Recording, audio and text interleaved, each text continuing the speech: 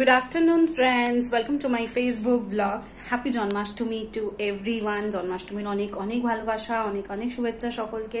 সবার বাড়িতে নিশ্চয়ই জন্মাষ্টমী পুজো শুরু হয়ে গেছে। আমি কিন্তু জন্মাষ্টমী পুজোটা সন্ধ্যের দিকে করি, তো এখন থেকেই স্টার্ট করব গোছানো। তো ফার্স্টেই যেটা করব পায়েসটা। তো পায়েসের জন্য আমি কিছু রেডি করে নিচ্ছি, দুধ আর চাল আর তো সেরকম কিছু লাগে না জন্য। এই কড়াইটা নতুন কিনেছি পায়েস করার জন্য, কি কিউট না। তো এইটাতে করেই আমি পায়েস করব। দুধ রাখা আছে, চাল রাখা আছে, এগুলো সব ঠাকুরের বাসন আমি নিজেই রেখে দিয়েছি। আগে পায়েসটা করবো, দুপুর থেকে না করলে কমপ্লিট হবে না, অনেক কিছু করার আছে, দেখি কতটা। আমি চালটা দিয়ে দিয়েছি আর একটা এলাচ দিয়ে দিয়েছি। এবার চালটা সেদ্ধ হবে, আমি সিমে করে দেবো।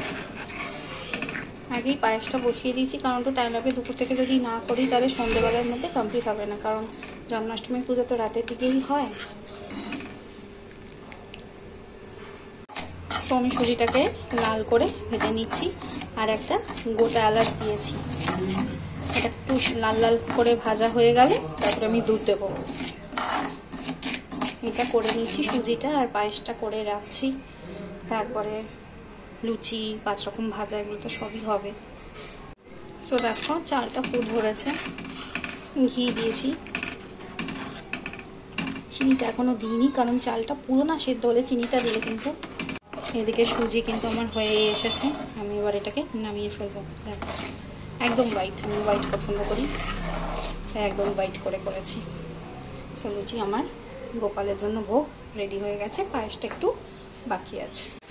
সো দেখো আমার কিন্তু গোপু সোনার জন্য হালুয়া রেডি, আর এদিকে পায়েসটাও অলমোস্ট হয়ে এসছে, চালটা সেদ্ধ হয়ে এসছে। আর একটু সেদ্ধ হলে আমি চিনিটা অ্যাড করব, কারণ চাল সেদ্ধ না হলে কিন্তু চিনি দিয়ে দিলে চালটা সেদ্ধ হয় না।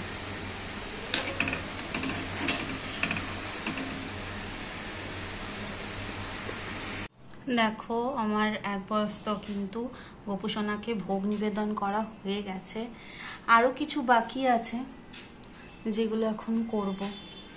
তো দেখো আগেই দিয়ে দিয়েছি গোপু সোনার ফেভারিট, এখানে চকলেট, এখানে হচ্ছে চিড়ের মোয়া, তালের বড়া, তিলের ক্ষীরের নাড়ু, এমনি নারকেলের নাড়ু, চিপস, কোল্ড ড্রিঙ্কস, আর গোপু সোনার জন্য পায়েস করেছিলাম, তো পায়েস, এখানে হালুয়া, এখানে মালপোয়া, দরবেশ আর তালের কেক। তো এইটুকু দেওয়া হয়ে গেছে। এইবার আমি বাকি আয়োজনগুলো করব, এখনো হয়নি। লুচি আর 5 রকম ভাজা করলেই আমার কমপ্লিট হয়ে যাবে। মোটামুটি আমি গুছিয়ে নিয়েছি।